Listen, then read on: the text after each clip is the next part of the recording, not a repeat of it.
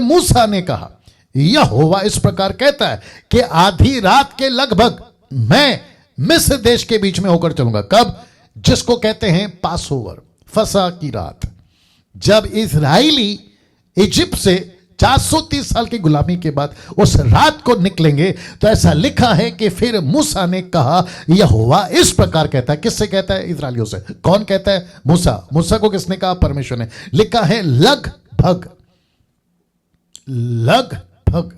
इसका मतलब है एक्यूरेट 12 बजे नहीं लिखा है, 1 बजे नहीं लिखा है, 2 बजे नहीं लिखा है, ऐसा लिखा है कि आधी रात के लगभग। इसका मतलब क्या है? इसका मतलब है कि प्रेरितों की किताब उसका 1 का 7 में पतरस ने, चेलों ने पूछा, ये इजराइल को राज्य कब लौटा देगा? तो यीशु कहता है, उसने उनसे कहा, ब्रैकेट में यीशु, उसने उनसे कहा। किसने किससे कहा? यीशु ने चेलों से कहा, उन समयों या कालों को जानना जिनको पिता ने अपने ही अधिकार में रखा है, तुम्हारा काम नहीं है।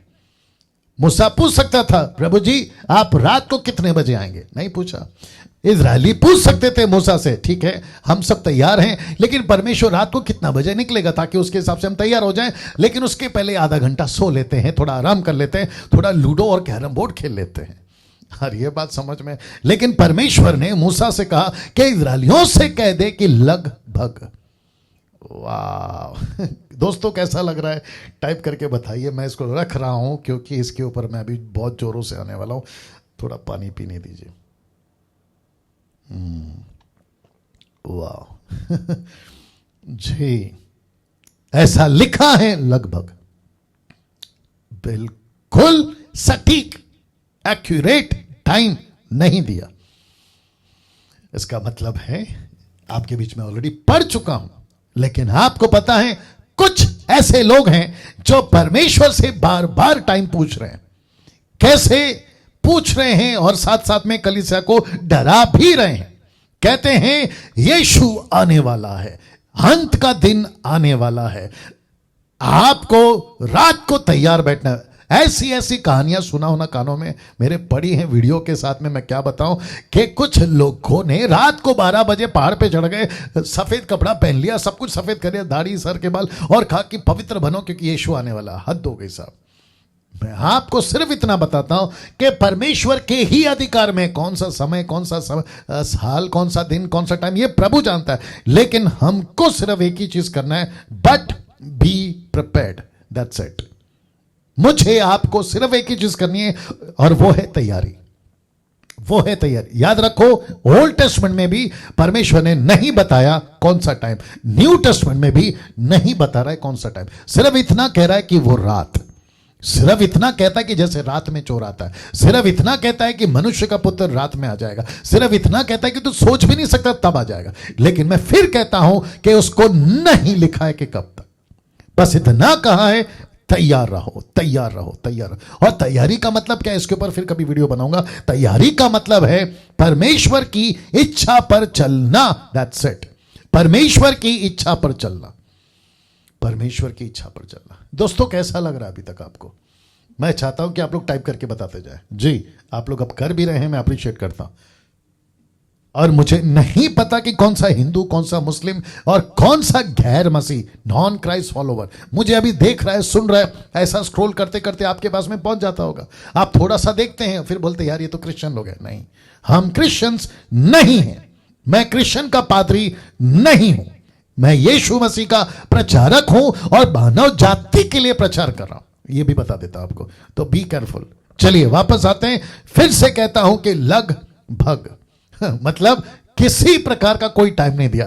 तो जितने भी ऐसे लोग हैं ना मसीह मार्केट में, जो वीडियो बनाते हैं कि अंत अभी आ रहा है, अंत कल आ रहा है, अंत परसों आ रहा है, अंत 1 महीने में आ रहा है, मैं उनको कहना चाहता हूं कि तुम वीडियो बनाकर लोगों को प्रिपेयर करो।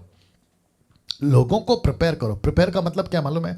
मसीह की कलीसिया जो अभी पेंडिंग है ना काम करने में, उस पे फोकस करो। चेले नहीं बन रहे, तुम कह रहे हो अंत आ रहा है। कलीसिया की स्थापना नहीं हो रही, तुम कह रहे हो अंत आ रहा है। तुम ऐसी। और मुझे सबसे ज्यादा गुस्सा उन लोगों पे नहीं है जो वीडियो बनाते हैं, और मैंने बीच में कहा भी था कि अंत का बुखार है इन लोगों को, याद होगा आपको। अच्छा, मुझे गुस्सा इन लोगों पे नहीं है जो वीडियो बनाते हैं, मुझे गुस्सा उन लोगों पर है जो ऐसों की वीडियो देखते हैं, ऐसों की वीडियो देखते हैं और उनको बड़ी जिज्ञासा रहती है, पास्टर डैनियल जरा बताइए एंटी क्राइस्ट कैसे आएगा। ले, यीशु ने बोला है ये सबके पीछे पड़ने।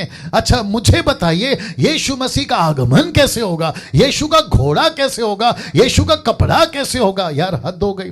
वहां चाइना क्या कर रहा है, उसका कनेक्शन हेzekiel की पुस्तक से। वहां अमेरिका क्या कर रहा है, उसका कनेक्शन यशाया और यिर्मयाह से। ऐसे पागल लोग हैं मसीह मार्केट में, और ऐसी वीडियो बनाते हैं कि देखो चाइना का कनेक्शन नबियों के साथ में, एंटी क्राइस्ट के साथ में। यार फोकस करो, चेले बनाओ, फोकस करो, कलीसिया स्थापना करो। शहर का शहर अभी भी यीशु को नहीं जान रहा है और तुम अंत ला रहे। इसको कहते हैं कि बारिश नहीं गिरी, तुम छतरी लेके घूम रहे हो।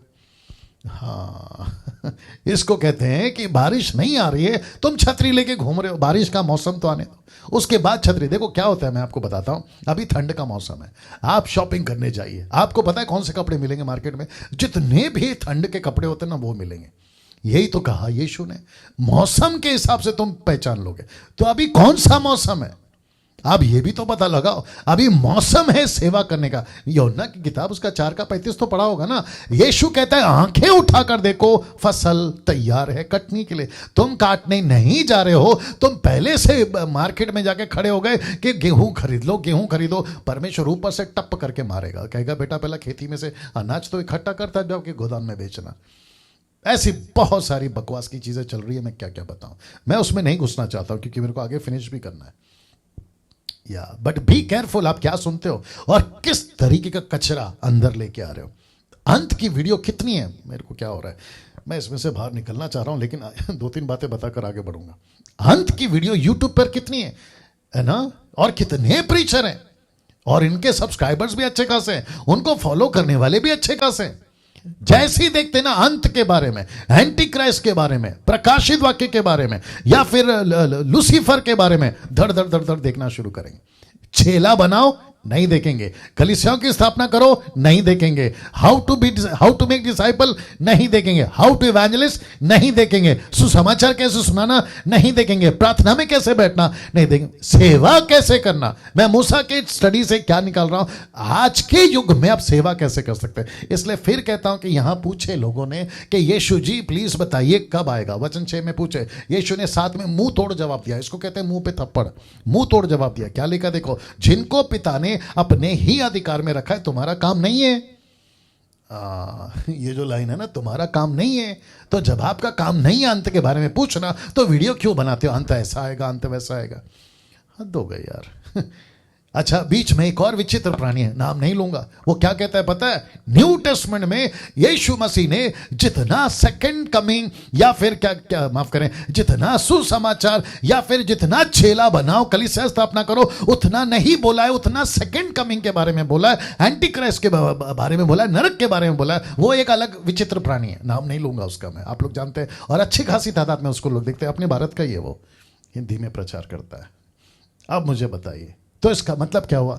यीशु मसीह ने नरक के बारे में, अंत के बारे में ऑफ कोर्स बोला है, लेकिन साथ में काम क्या दिया है, वो भी तो इंपॉर्टेंट है ना। और यीशु खुद कहता है मत्ती 24:14, जब तक सुसमाचार सब जातियों में प्रचार नहीं होगा, अंत नहीं आएगा। So simple is that. और दूसरा थिस्सलुनीकियों, अगर मैं गलत नहीं हूं, उसका दूसरा अध्याय वचन 7 से आगे पढ़ोगे तो लिखा है कि एक वस्तु उसको रोक रही है। तो कौन है? सुसमाचार उसको रोक रहा है। किसको? एंटी क्राइस्ट को। इसके ऊपर प्रचार कर चुका हूं। सो मैं आगे बढ़ना चाहूंगा, but be prepared, that's it. खुद को तैयार करो। वचन